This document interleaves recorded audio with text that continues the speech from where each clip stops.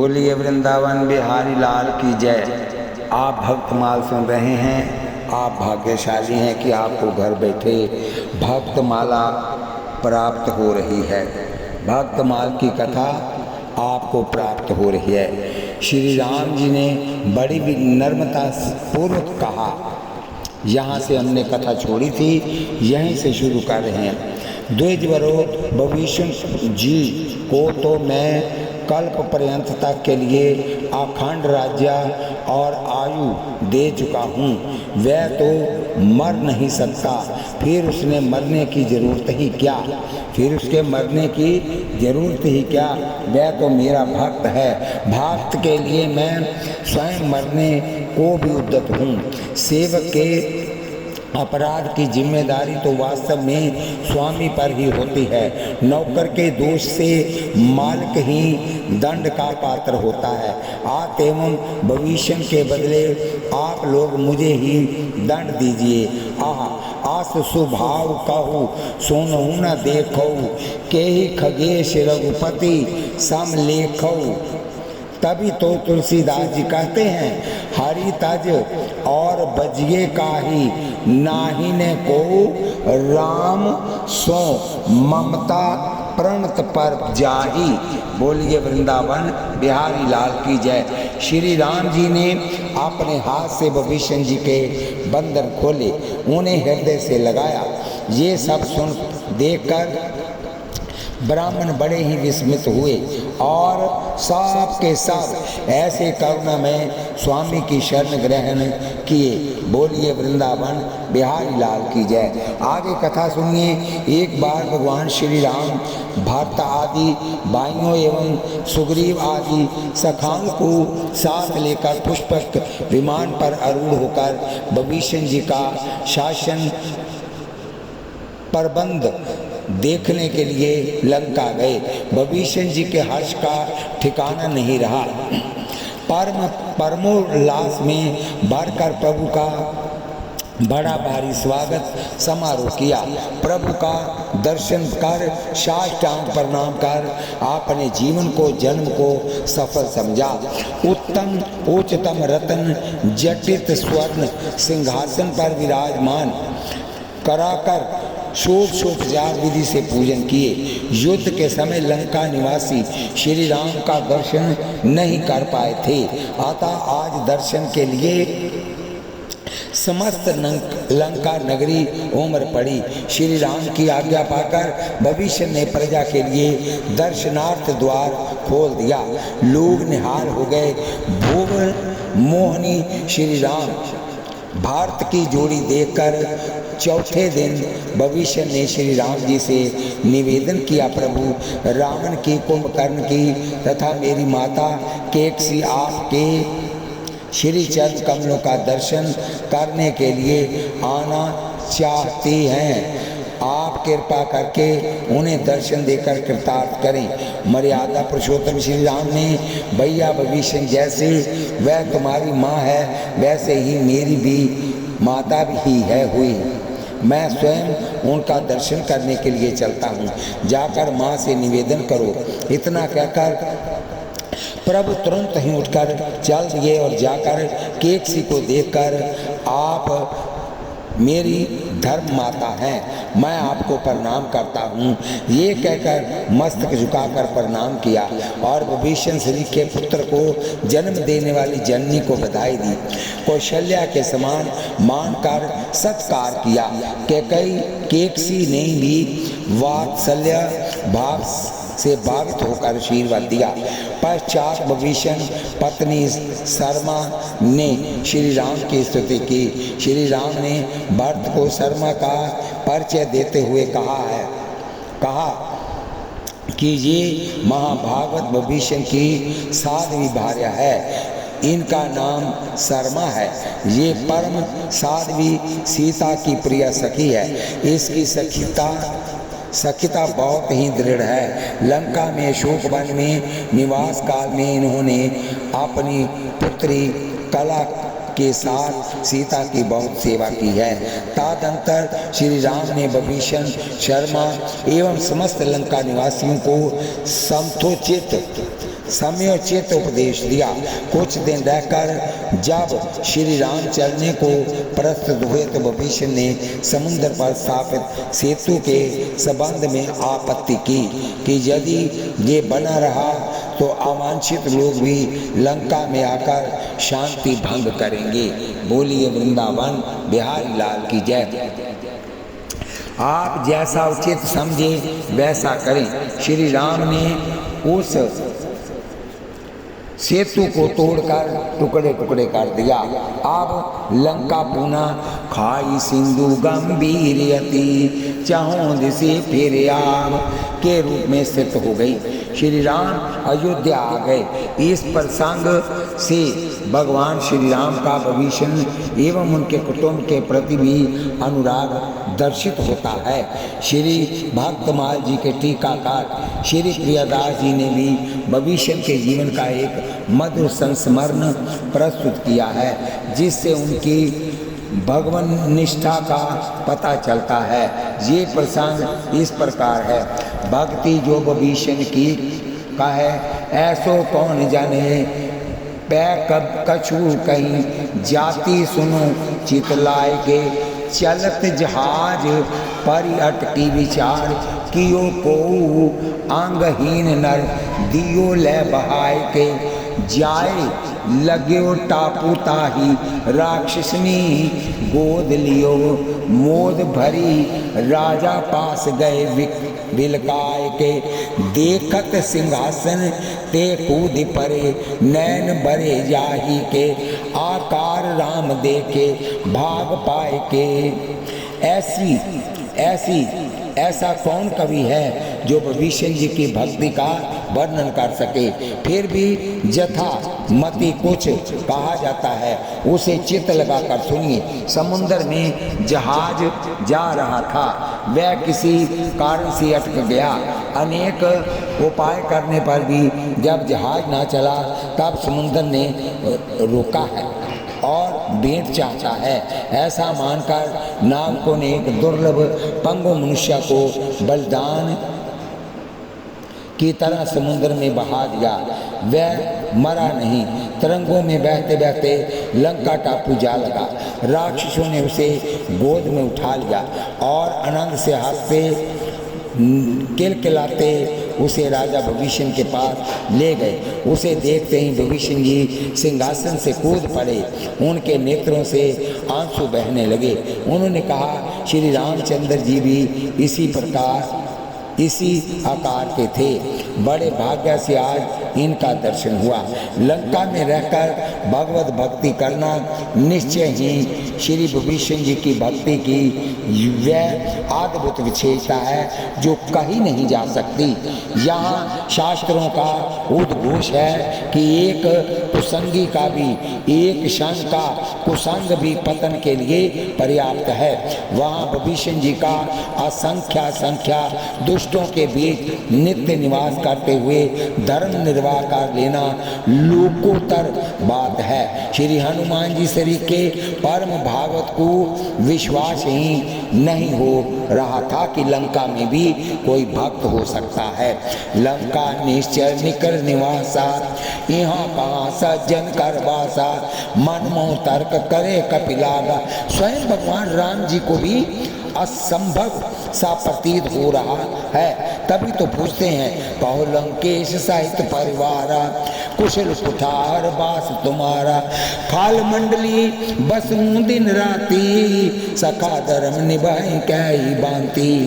इस बात को विभीषण भी समझते हैं। जथा सोनू पवन सुत रहनी हमारी जिमी दसन में जीव बेचारी।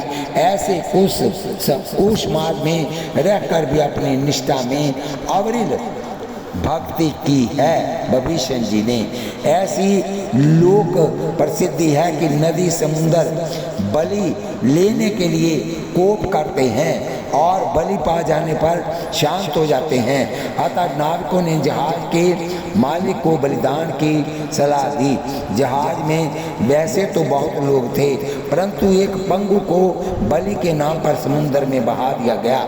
प्रश्न, अंगहीन की बलि क्यों, इसकी तो रक्षा करनी चाहिए। समाधान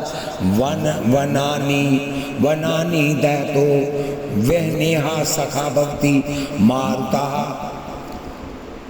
स एव दीपनाशाय कृषे कश्याति सौहृदयम। अर्थात वन को जलाते हुए प्रचंड अग्नि का तो लपट को बढ़ाने में पवन सहायक बन जाता है और वही दीप की लू को बुझा देता है।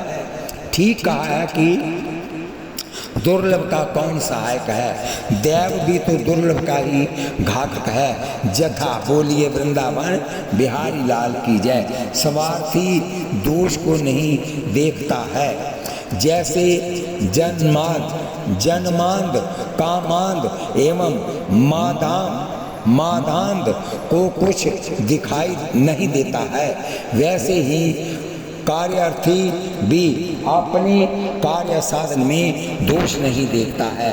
जाको राखे साइया मार सके ना कोई, बाल ना बांका कर सके जो जग बैरी होए। चार भुजा के जो राम राखनहार, कहाँ बिगड़े द्वे भुजा के बिहारे।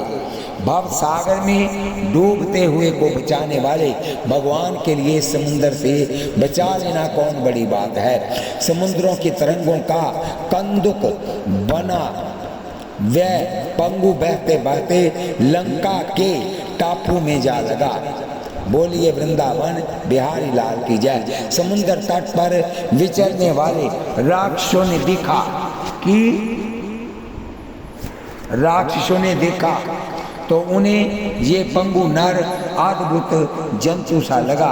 वह मनुष्य देखे नहीं थे, कोई जलधारी जीव समझकर कौतूहलवश उसे गोद में उठा लिए और ये विचार कर कि इसे देख हमारे महाराज विभीषण प्रसन्न होंगे।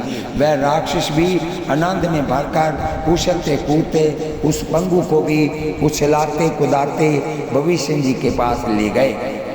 भक्तों का स्वभाव होता है कि इष्ट की स्मृति दिलाने वाली वस्तु भी उन्हें इष्टवत प्रिय लगती है।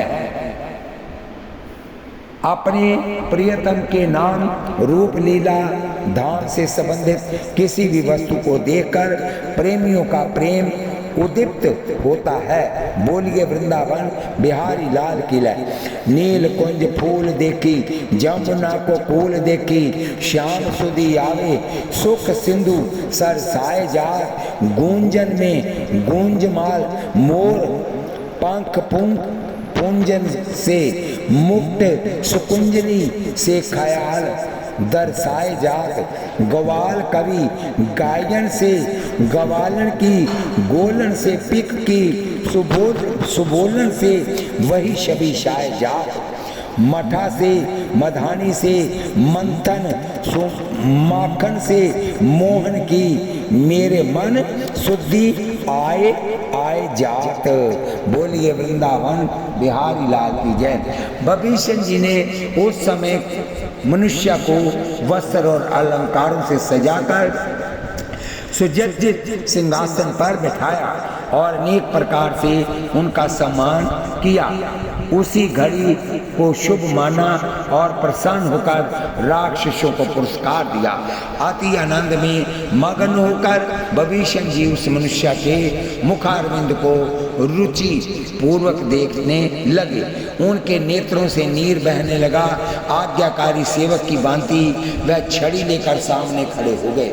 फिर भी वह मनुष्य प्रसन्न नहीं हो रहा था। क्षण क्षण में उसकी कांति क्षीण हो रही थी। वह विभीषण ने प्रार्थना की। तब विभीषण ने प्रार्थना की कि प्रभु कृपा कीजिए, सेवा के लिए मुझे आज्ञा दीजिए। आपको उदास देकर मेरी बुद्धि जाने कहाँ चली गई है। ये सुनकर उस मनुष्य ने कहा, मुझे समुद्र के उस पार पहुंचा दो, इसी में मुझे बड़ा भारी सुख होगा। बहुमूल्यवान अपार रतन राशि भेंट में उसे देकर उसी ठोर समुद्र तट पर फिर ले आए। पंगु ने राक्षस कभी देखे नहीं थे। जैसे राक्षसों के लिए पंगु कौतूहल था, वैसे ही पंगु के लिए राक्षस अत्यंत भयावह थे। पंगु ने विभीषण जी के पूजोपचार को बलि का विधान माना। उसने विभीषण की भक्ति भावना तो समझी नहीं, समझ कि ये लोग मुझे माला फूल पहनाकर फिर अपने देवता को बलि देंगे, अतः ना प्रसन्न हो पंगु को स्वर्णमयी लंका, स्वर्ण सिंहासन, अर्चन वंदन, जय जयकार आदि मृत्यु भय के कारण बिल्कुल विपरीत लगते थे। करो सुखासार शरीर सुख है, आत्मिक सुख सार है, मेरे यही सुख सार है। पंगु को श्री विभीषण श्री के संत का सत्संग सुख अच्छा नहीं लगा, उसे अपना घर याद आ रहा था। जबकि कहा गया है कि संत मिलन सम सुख जग नाही, तात स्वर्ग अपवर्ग सुख दर्य तुलाय के अंग, तूल न ताही सकल मिली जो सुख लव सत्संग। इसका कारण ये है कि विष का कीड़ा विष ही खाए, मिश्री सूंघत ही मर जाए। श्री बिहारी दास जो जाहि सुहाय, ता बिन तापे रहे न जाए। उसी प्रकार माया मोहित जीव भी सत्संग सुधा को छोड़कर विषय विष की विशेष चाहना करता है। उसे तो देह सुतवित कलत्तर ही सुखमय प्रतीत होते हैं। आप एक छोटा सा दृष्टांत सुनिए। संसार के जीवों को दुखी देखकर नारद जी ने भगवान से शिकायत किया कि आप इन्हें अपने धाम में क्यों नहीं बसाते।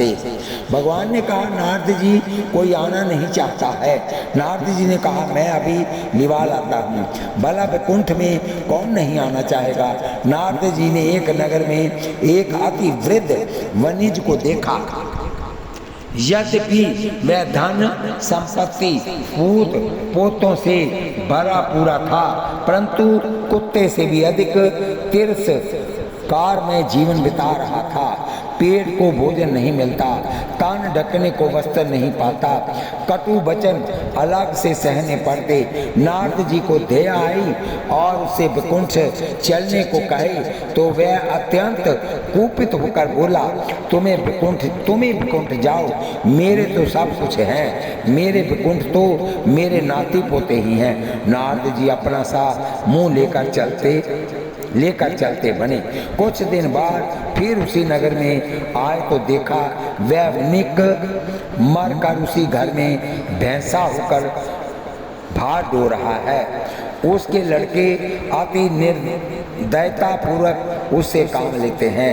नारद जी ने समीप जाकर पुनः चलते को कहा तो मारने के लिए सिंह चलाया। बोला मैं अपने बच्चों की बचत करता हूँ, काम अधिक भोजन कम करता हूँ। कुछ दिन बाद फिर आए तो देखा भैंसा मरकर कुत्ता गया है, कभी टुकड़ा मिलता कभी नहीं भी मिलता। अतः नारद पुनः अपनी बात दोहराए तो वह काटने को दौड़ा। बोला मैं रखवाली करता हूँ, नहीं रहूँगा तो कौन रखवाली करेगा। कुछ दिन बाद फिर आए तो वह मर कर सर्प गया था, नागधान में रहता। पुनः नारद जी ने कहा तो बोला रात में चोरों की निगरानी करता हूँ, मैं नहीं जाने का।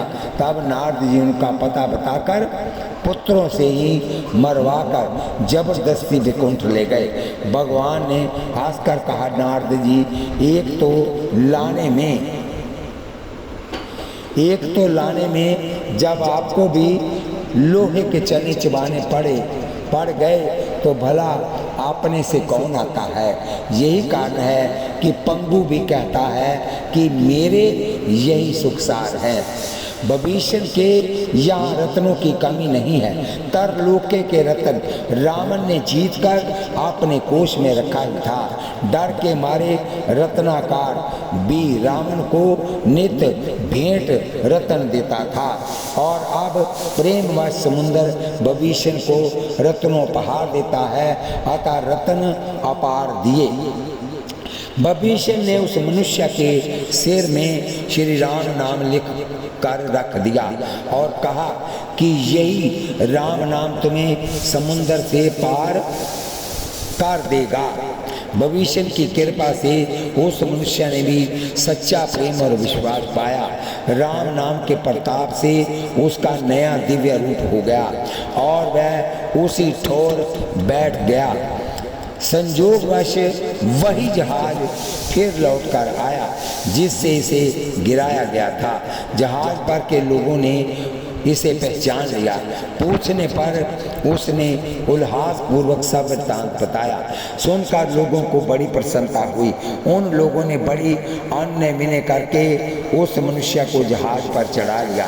लोभवश नाविकों ने उससे रत्न छीननी चाहिए। तब वह जल में कूद पड़ा और थल की तरह जल में चलने लगा। उसके पैरों में जल छू तक नहीं रहा था। ये देखकर अभी सभी को श्री राम नाम अति प्रिय लगा। नाम में सबका अपार प्रेम हो गया।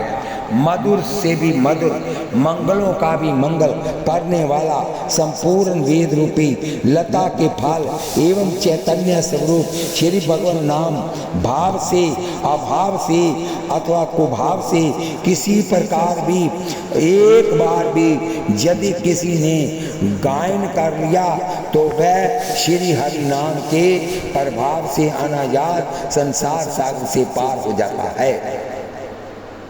बोलिए वृंदावन बिहारी लाल की जय। हे राम जी, आपका नाम जप कर तो नीच भी भव सागर से पार हो जाते हैं। तो आपकी श्री रामा अंकित मुंद्रिका के आश्रय से हनुमान जी समुंदर पार हो गए। तो इसमें क्या आश्चर्य है। पूना प्रभु मुंद्रिका मेली मुख माही, जल्दी लांग चले अचरज नाही। मुंद्रिका राम नाम अंकित थी, जथा तप देखी मुंद्रिका मनोहर। राम नाम अंकित अति सुंदर। श्री भविष्य जी ने ऐसे श्री राम नाम को स्वर्ण पत्र पर लिख कर उसके सिर पर स्थापित कर दिया। जाको यही जल पार करे, याको यही जल पार करे। भव सागर पार करने वाले श्री राम श्री भगवान नाम के लिए साधारण समुद्र पार करना कौन सी बड़ी बात है। एक प्रसंग और सुनिए, दृष्टांत सुनिए। गोस्वामी तुलसीदास जी काशी में विराजते थे। नित्य सत्संग होता था। 80 घाट पर कथा सुनने के लिए गंगा पार से एक महानुभाव आते थे। नित्य प्रति कथा सुनकर सायंकाल को नाव से चल घर चले जाते थे।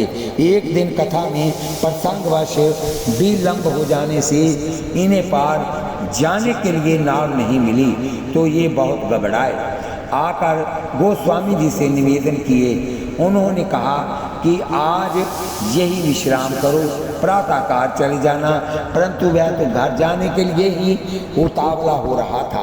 गोस्वामी जी ने पूछा, तुम घर जाने के लिए उत्सुक क्यों हो? उसने कहा, महाराज जहाँ रहूँगा तो घर की याद आएगी, जो ठीक नहीं, और घर चला जाऊंगा तो यहाँ का स्मरण होगा। इस लाभ के लिए जाने की समुत्सुक हूँ। गोस्वामी जी उसके इस कथन से प्रभावित हुए और तुलसी दल पर श्री राम नाम लिख कर दे दिया। ये मुट्ठी में धरे उस महामंत्र को जल पर भी थल की तरह जाने लगे। लगभग गंगा पार कर चुका था। थोड़ी दूर ही किनारा था।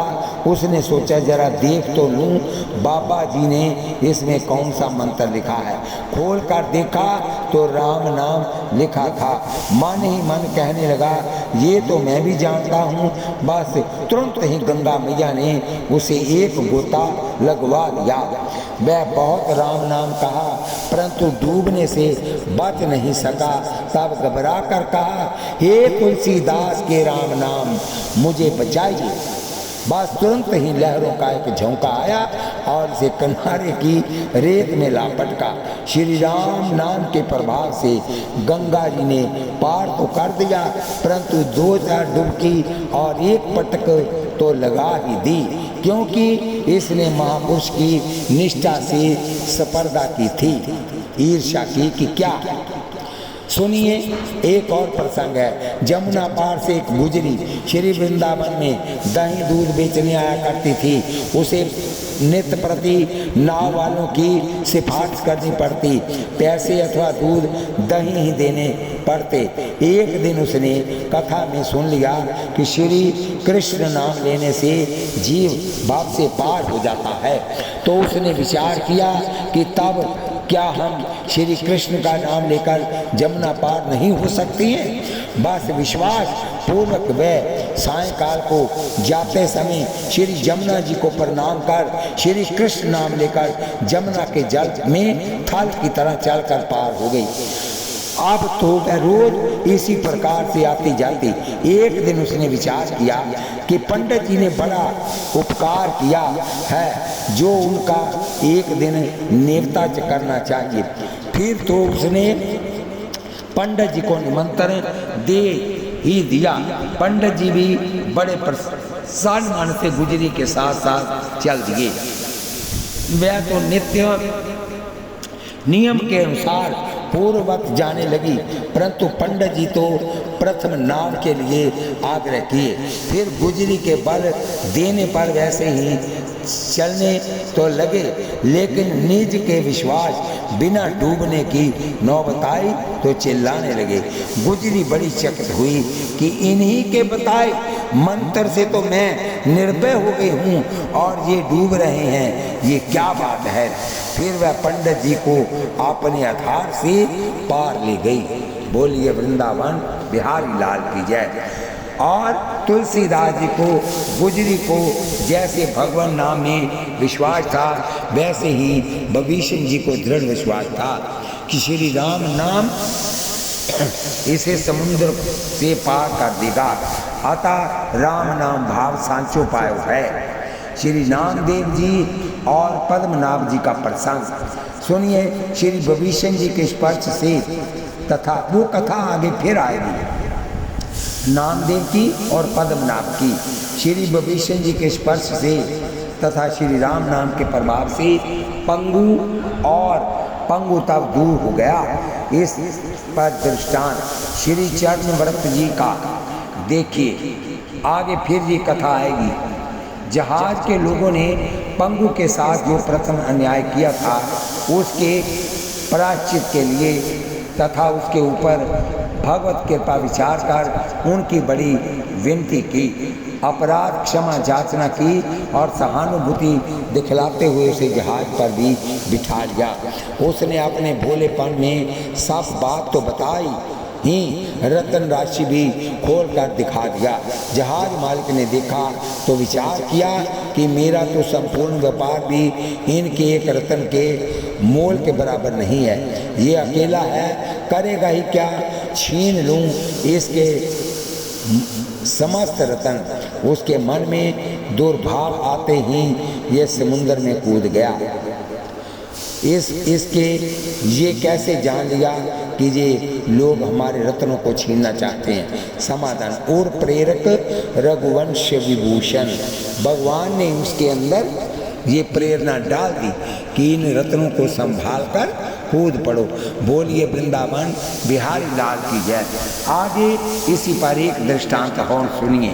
एक बुढ़िया मोहरों की गठड़ी सिर पर धरे कहीं जा रही थी। गठड़ी वजनी थी, बुढ़िया थक गई थी, विश्राम की इच्छा हो रही थी। इतने में एक घुड़सवार उसी मार्ग से बुढ़िया की गंतव्य दिशा की ओर जा रहा था।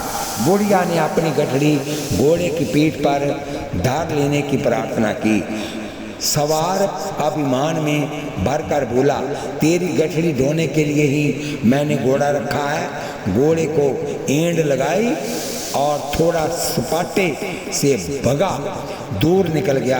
कुछ दूर जाने पर सवार ने विचार की कि गठरी तो देखने में छोटी थी, परंतु वजन में उसमें अधिक थी। बुढ़िया वजन से दबी जा रही थी।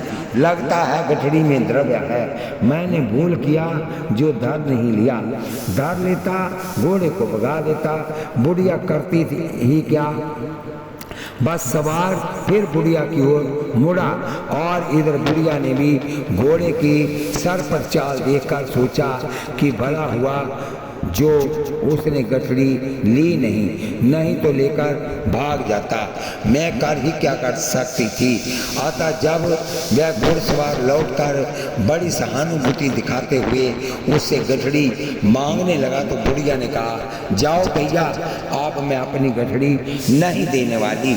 जिसने तुम्हें मेरी गठरी का भेद बताया उसी ने मुझे तुम्हारे हृदय का भेद बता दिया है। इसी प्रकार भगवान ने इसे भी प्रेरणा कर दी। बस तुरंत ही समुद्र में कूद गया।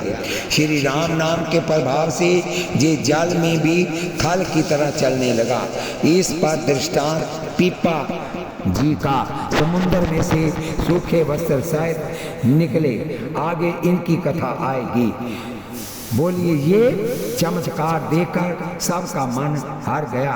लोगों ने पूछा, तुम तो ये अद्भुत कौशल कैसे प्राप्त हुआ जो कि जल में चलने पर भी जल का स्पर्श तक तुमको नहीं होता? तुम्हारा पंगुपन कैसे दूर हुआ? इसने भगवान नाम की महिमा को ही मुख्य हेतु बताया। तब सभी को राम नाम भायो, अर्थात सब के सब श्रद्धा विश्वास पूर्वक श्री भगवान नाम में निष्ठा करने लगे, सच्चे हृदय से भक्त हो गए। परम भागवत श्री विभीषण के सत्संग का ये प्रभाव है कि देह गे सुत वित्त कल त्रादि में आसक्त पंगु तथा जहाज का मालिक और नाविका आदि सभी को रघुनाथ नाम भायो है। तभी तो कहा गया है, बोलिए वृंदावन बिहारी लाल की जय। फिर तो इसे बहुत विश्वास दिलाकर कि आपके ऊपर भक्त विभीषण की भगवान की बड़ी कृपा है, आपका कोई बाल भी बांका नहीं कर सकता। आओ जहाज पर बैठ जाओ। जहाज पर बैठकर पार किए। श्री स्वामी रामानुजाचार्य जी महाराज ने विभीषण शरणागति 52 बार गुरु श्री शैलपूर्ण स्वामी जी से सुना था। आश्चर्यपद श्री रामायण जी के इस प्रसंग के से बड़े प्रभावित थे। हृदय में बारंबार इस प्रसंग का चिंतन करते उपदेश काल में भी जिस समय शिष्य परिकर विराजमान होते तो आप ये प्रसंग बड़े ही भाव में भरकर सुनाते। एक बार यही प्रसंग सुना रहे थे कथा के सिलसिले में, जब आपने कहा कि विभीषण जी शरण आए तो प्रभु ने मंत्रियों से इनके संबंध में पूछताछ की। सुग्रीव ने सलाह दी, सुनहु रघुराई आवा मिलन दशानन बाई, जान न जाई निशाचर माया, काम रूप के ही कारण आया, वेद हमार लेन सटियावा, राखिए बांधी मोहि असबावा। तो ये सुनकर श्री स्वामी जी के परम कृपा पात्र धनुर्दास जी तुरंत ही कथा छोड़कर वहाँ से चल दिए। स्वामी जी ने पूछा तो धनुर्दास ने प्रथम तो आनाकानी की बताने में, परंतु जोर देकर पूछा पर बोले कि प्रभु जा, इसलिए रहा हूँ कि मैं इस दरबार के लायक नहीं हूँ। यहाँ शरणागत की जांच पड़ताल की जाती है, वहाँ हम शरीर के अदमों का निर्वाह कैसे होगा। अतः मैं चल दिया कि कहीं ऐसा ना हो कि दुविधा में दोनों भय माया मिली न राम, चल कर घर ही संभालू। श्री आचार्य पाद ने समझाया, धनुर्दास तुमने पूरा प्रसंग तो सुना नहीं, बीच में ही चल दिए।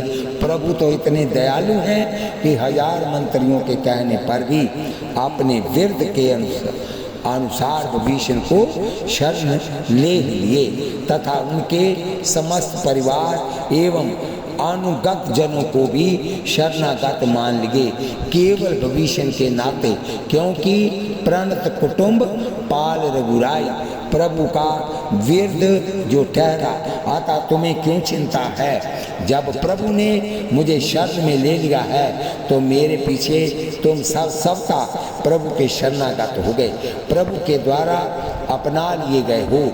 तब धनुर्दास जी को संतोष हुआ। विभीषण शरणागति का ऐसा दिव्य महत्व है।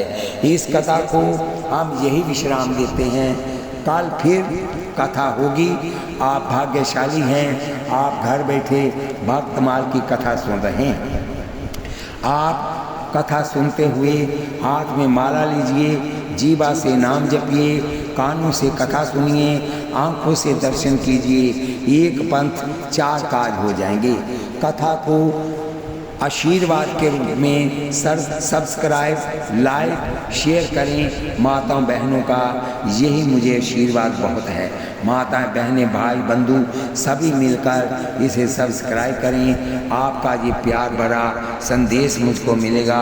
और कमेंट में भी आप बताइए कि आपको कथा कैसी लग रही है। कथा काफ़ी लंबी है, इसके 4 भाग हैं। अभी पहला भाग पूरा नहीं हुआ है, आगे चलकर फिर ये कथा आती रहेगी। बोलिए वृंदावन बिहारी लाल की जय।